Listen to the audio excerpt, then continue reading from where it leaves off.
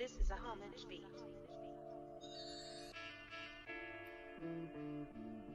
What up, my people? Dreamwise here for another one. The Joker. Why so serious? This is an illusion. And in an illusion, anything goes. When you take life too seriously or thinking all the time, then you're in the wrong vibration. Especially in this time and space.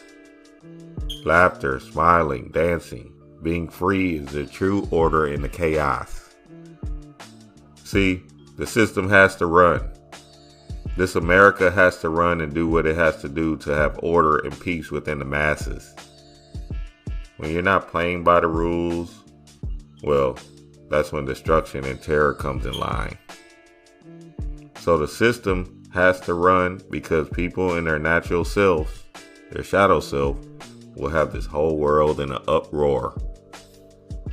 But when someone steps outside the box, someone gets out of their mind control ways and starts making plays on an account of their personal interests, then you're truly living.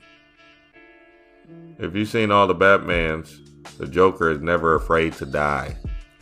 He always feels comfortable in whatever the now is bringing him. To tap into that chaos, you must rid yourself of these human emotions and rise to your Christ consciousness thinking. Your monstrous soul is ready to come out to play, but the ego is in the way of that. Not saying do anything illegal or something that's going to put your human in trouble, but lighten up. Don't take yourself too serious. The job you're working at, making someone else rich, is not who you are. If you still have a little fear and anxiety about the power of coercion, it's okay. We all do. I mean, they will lock your ass up. But know that you doing everything by the book or being a mind control slave is not helping you reach your true chaos being power.